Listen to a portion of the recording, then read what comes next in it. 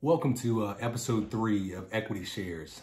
Today we're talking about investing, and this is a discussion primarily for beginners or people that are just getting started investing.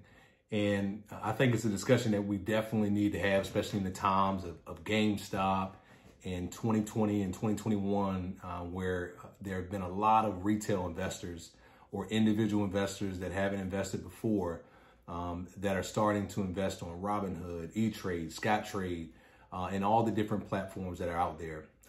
Again, the topic of discussion today are the opinions of myself. So investing is a personal decision. I am not giving any specific investment advice, and I do think you should do your research or consult with either an advisor or do your own research online on the platforms that are provided. But let's talk about investing. So I always get the question about how to invest. Where do I start? What do I need to do to get going? And I think there are tons of online platforms that you can start taking a look at to see which one fits your appetite the best. Again, starting with E-Trade, Scottrade, TD Ameritrade, Robinhood. I mean, there are tons of platforms, and every platform is slightly different.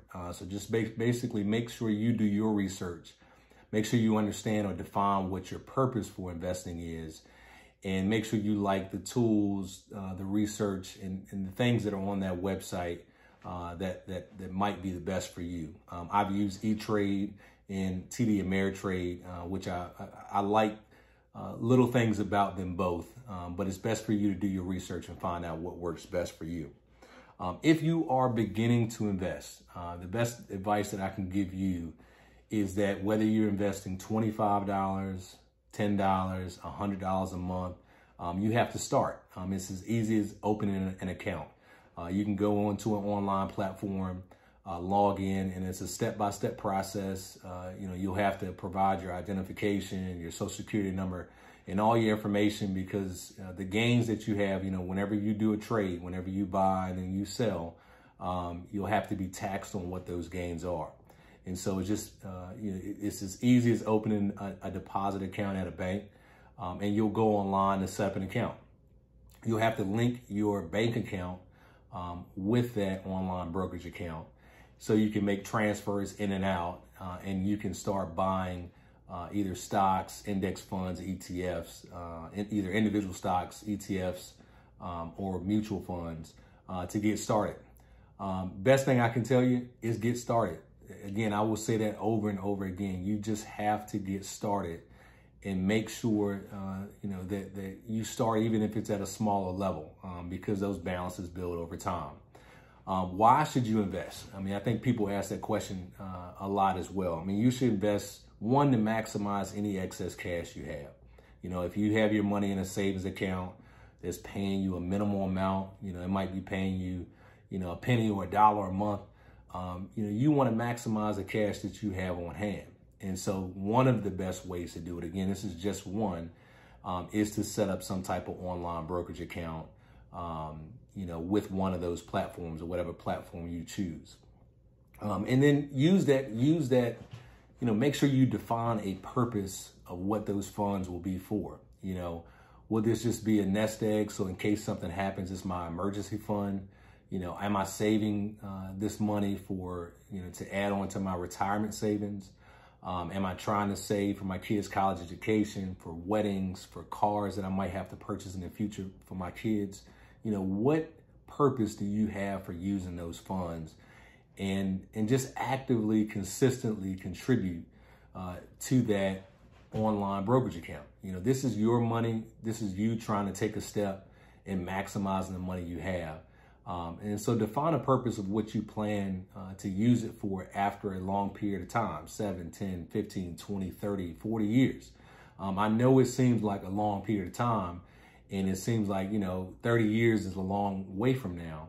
But if you consistently and actively contribute, you'll see that you've built a solid nest egg, so you can have the freedom, the financial freedom, to live the way you want to live.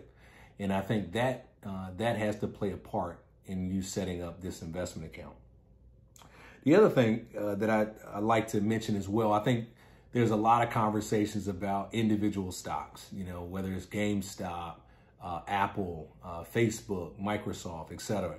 I think for a new investor, one thing that you want to do is start off in some type of index, ETF, or mutual fund. The reason why I say that is because you have analysts that take the time to put together these funds, and an ETF, index fund, mutual fund, it's really just a combination of individual stocks that they've done research on and that they feel have the best chance of either maintaining your principal, which is kind of maintaining the money that you have, and growing and staying diversified, with those bundled up stocks.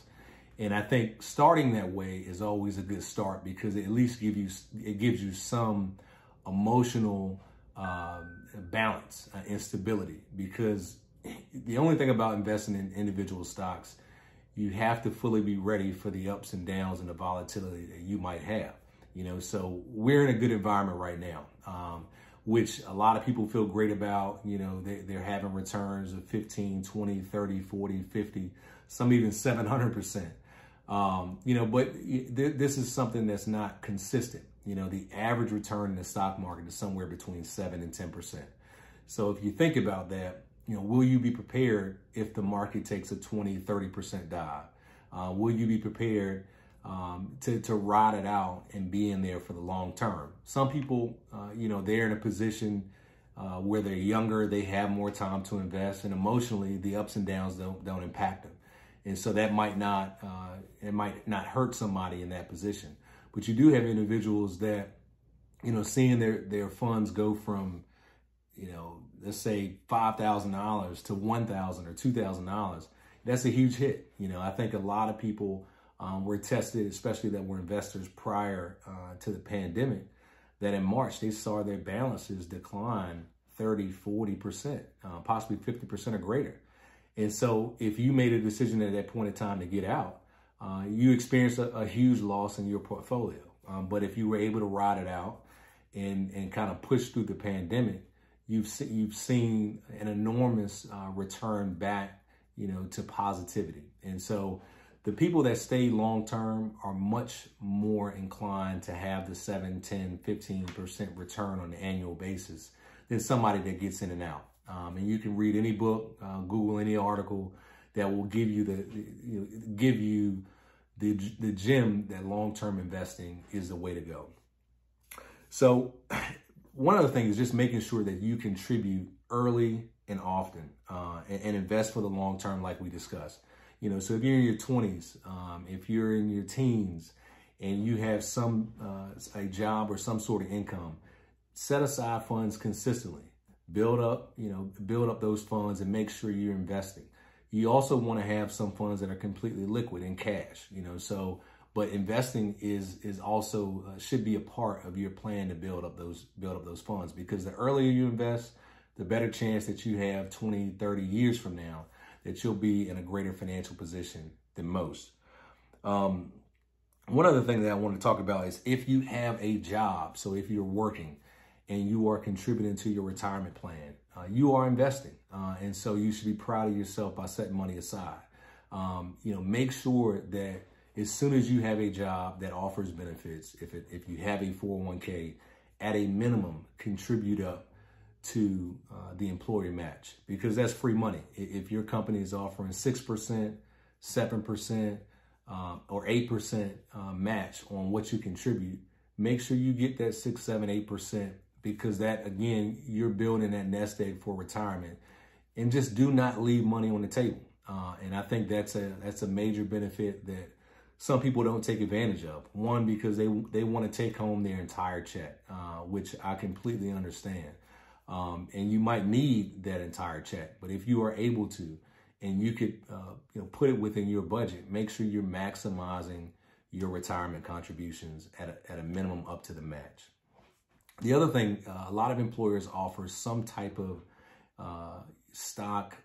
employee stock plan, which will, they might offer benefits to, for every $100 or for every dollar that you put in, they'll put in 15%, or greater. It could be greater, it could be less than that. Again, this is making sure that you do the research on your retirement plans and that you are maximizing the benefits of your employer. And so by you making some type of contribution every paycheck, whether it's some type of automatic draft, make sure you're maximizing those benefits. You work for them, but make sure your money's working for you. And that gives you an opportunity to take advantage of benefits that somebody else might not have as well, and set aside another investment vehicle to build a nest egg. And so check your benefits out. Make sure you check to see if you qualify, to contribute in that plan. And if you do, make sure you contribute. The other key topic I wanted to mention, again, there's been a lot of discussion on GameStop, BlackBerry, AMC. And there's a big difference between long-term investing and trading. One of the things that I would say for my risk profile, I'm a long-term investor. So I look at stocks and positions like that as opportunities that you can take advantage of, but don't discount the fact that, there's a lot of high risk for high reward. So again, if somebody would tell you, you should put all your money in BlackBerry, you should put all your money in AMC, then they're probably not giving you the best advice depending on what your risk profile is. Because if you don't have the risk profile of being, that excess cash that you have, if you're going to need that excess cash in 10 years from now, in five years from now, or even 3 months from now, you have to understand what risk you're taking. And so I wouldn't invest any amount of money that I wouldn't be willing to lose in a short-term trade when the financials of that company don't add up to the current stock price. And so just make sure that you do your research prior to investing. If you invest, make sure it's something that you're willing to lose as it relates to a high-risk, high-reward trade. Long-term investing, it might not be as flashy, it might not be as exciting, but you have a greater chance of probability to get to where you want to get to by having the majority of your money in some type of long-term investment. So just keep that in mind as you consider those stocks. 3 things that you should do before you invest. One, what is your risk tolerance? Are you a big risk taker? Are you somebody that's very conservative, that likes to look at their deposit account, their savings account pretty often? Are you willing to ride out, the highs and lows of investing in the stock market? You have to define that first. And I think that's very important for you to understand prior to investing. And that will help you determine how much you should set aside and in which type of investment vehicles fit best for you. Also, have you paid off debt? Have you built up a nest egg? Making sure that you pay off debt is extremely important. Because if you haven't paid down or paid off debt to a considerable point where you have excess cash to invest, then you're not being diligent about how you're managing your money. So you should make sure that you pay as much debt off as possible before you start investing in individual stocks or stocks that have a ton of risk. Because if you don't have the cash to pay off that debt, the growth that you have in your investments will continue to be impacted by the debt that you have that continues to grow. And so keep that in mind. Try to pay down your debt as much as you can prior to investing in individual stocks. The other third thing is, are you diversified? Are you investing in your retirement? Are you doing all the other things that you should be doing to build up a nest egg? Do you have 3 to 6 months of emergency cash set aside? And kind of take all of that into consideration when trying to decide, all right, how much should I invest into the stock market? You want to have a balance. You don't want to be put in a position where you're having a down year in the market and the market's down 20%. And now you have to sell stock because it's an emergency. And the best thing you can do is kind of plan ahead before something happens by setting aside cash specifically for the unexpected, and then setting aside cash specifically for growth. How am I going to continue to grow my money or invest my money? Having that investment vehicle as that option, but also having some cash set aside in case an emergency happens. So keep that in mind. Make sure you take those 3 tips in consideration when you're starting to invest. Personal story. I think it's very important also to kind of share my personal investing testimony, which started with me at 10 years old. So at 10 years old, I had a relative that passed away, and she left me $5,000, and so I was 10, so I didn't have access to those funds, and my mother set those funds aside in a mutual fund, which again is a bundle of investments. That in the 90s, they grew a great deal, kind of leading up to the tech bubble in 2000.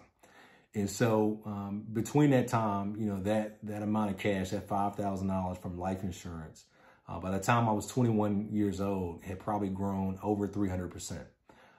So at the time I was 21 years old, I received that investment, and I was able to use that investment as a down payment for my first car. So again, that growth, I benefited from that growth by being able to help me buy my first car. At the time I was 21, I also began working, and so I decided to start setting aside, $25 every paycheck, $50 every paycheck, $150 every paycheck. So as my income grew, I started contributing more to that investment.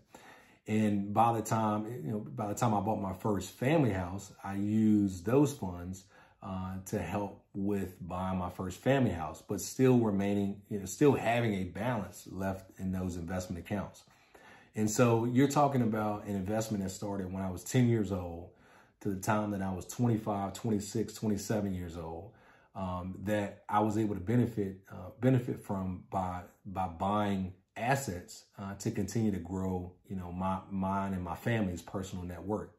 And so those are the benefits that you can have and that you can give your children. Are you setting aside cash for them, even if it's a small amount? Again, a lot of people would say $5,000 is not a big amount. But again, by me continuing to invest in that fund and by holding that cash for a long period of time, it grew and it allowed me to have a head start and a jump start on my investing, and also for me to see the benefits of investing. And so that opened my eyes a great deal about why long-term investing is important, why you should set aside cash, what are the benefits, long-term by putting my funds in either an index or a mutual fund, an exchange traded fund, what are the benefits from investing? And that's what I learned a great deal from. And I'm extremely thankful for my family member that left a small amount, which eventually turned into something that allowed me to acquire assets. So that's my personal story. Make sure what I learned a great deal from that experience. And now I'm trying to do the same things for my family and for myself individually. And I want to make sure people are aware of the benefits of life insurance, of investing in the stock market, of setting aside cash, again, for the long term, not thinking short term, for the long term, and being able to use those assets for something greater. The last piece of this is if you are investing or starting to invest, again, the key word is start. Make sure you start today. Go on E-Trade, go on Robinhood, or go on an online broker, some type of online brokerage account, whatever works best for you, and make sure you get started. Getting started will get you to the point and get your kids to the point where either you have a head start or they have a head start and they can begin investing. So thank you for joining today in Equity Shares. Again, this is a short video and I appreciate you guys spending time with me. Hopefully this has provided some equity in your life and your plan for investing. Take care. Thank you for watching The Equity Partner. My name is Jeff Marshall. Please subscribe to our YouTube channel. Please like the video and share it. And we look forward to bringing you guys more content. Take care.